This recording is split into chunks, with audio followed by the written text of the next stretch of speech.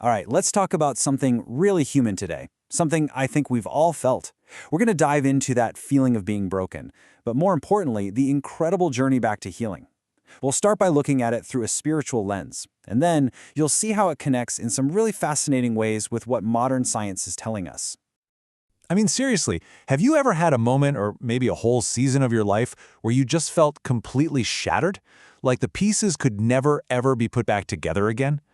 It's such a heavy feeling, isn't it? But it's also a surprisingly common one.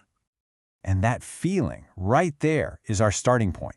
The first thing we've got to get our heads around is that these seasons of brokenness, well, they're universal. This isn't some kind of personal failure. It's a deep and honestly a profound part of just being human. You know, whether it's feeling totally lost without a map, or hope just seems like a distant memory, or you literally feel like your life has just fallen apart, these moments happen. They are shared reality.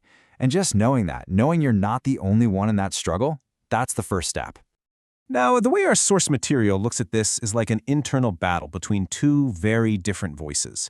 On one side, you've got this destructive whisper, right? The one that tells you your life is worthless, that all this pain you're feeling has completely derailed any good plan.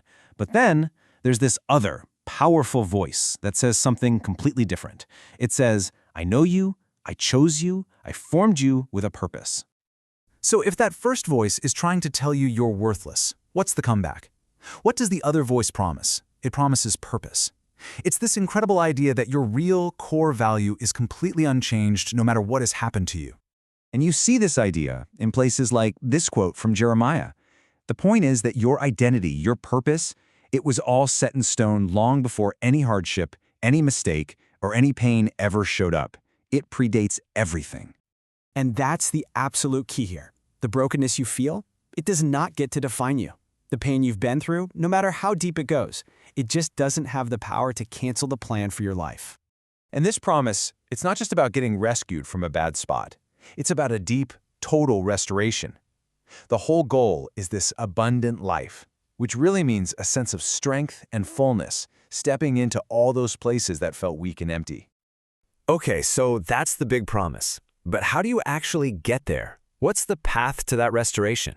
Let's break down how this whole healing thing actually gets started.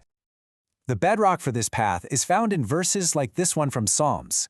It frames healing not as some vague hope, but as a direct action, a direct promise for anyone who is brokenhearted. So the process is laid out in basically 3 steps. First, you have to bring your wounds out into the open, acknowledge them. The second step is surrender, and that's a big one. It's about letting go of the need to fix it all yourself. And only from that place, from that surrender, can the third step, transformation, really begin. And this really highlights a huge shift in thinking, right? This isn't about gritting your teeth and mustering up your own strength to fix yourself. The whole idea is that true, deep healing starts with the presence of a higher power, not with our own effort. Okay, get ready, because this is where things get really cool. We're about to pivot and build a bridge from these ancient spiritual ideas to some very, very modern scientific discoveries about how our brains work. This is where it all clicks together. So first thing we need to wrap our heads around is a concept called neuroplasticity. This isn't theory, it's a scientific fact. Our brains are not hardwired and fixed. They can literally, physically change their own structure. They can form new pathways based on our thoughts, our experiences, our actions, all throughout our entire lives. So the big question is, how do you actually do that? How do you make that positive change happen? Well, scientific research has shown that specific practices, many of which have been spiritual disciplines for centuries, can physically change the brain. Things like prayer, meditating on scripture, even just expressive writing about what you're going through, or actively practicing gratitude. So what's actually going on inside your brain when you do these things? Well, these activities light up the prefrontal cortex. That's the part of your brain that's kind of like the CEO, responsible for decision-making and keeping your emotions in check. When we strengthen that area, we literally gain more peace and more control over how we react to things. And this right here is the bridge. Just look at these incredible parallels. What scientists today calls neuroplasticity, the Bible has been calling transformation and renewal for thousands of years. What scientists see as prefrontal cortex activation, Scripture calls renewing the mind. What we now call emotional regulation has a direct parallel in the concept of casting your cares on God. It's the same idea, described in different languages, separated by millennia. It's amazing. So where's all of this leave us? It brings us to this final, really beautiful idea. This whole process isn't a one-time fix. It's a lifelong journey of renewal. You are, in every sense of the word, an unfinished masterpiece. So the big picture here, the real takeaway, is that true healing isn't faith versus science. It's a total integration of spiritual truth with the physical, neurological way our minds were designed. They work together, in concert, to reshape and restore us from the inside out.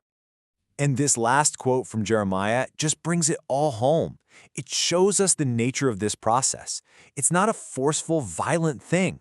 It's a gentle, loving process of being drawn towards healing and wholeness, a continuous act of creation. So I want to leave you with this final thought, this one question to really ponder. What if we completely reframe how we see our deepest wounds? What if those scars aren't just ugly reminders of damage? What if they are actually the unique, defining marks of a masterpiece that is still beautifully, wonderfully in progress?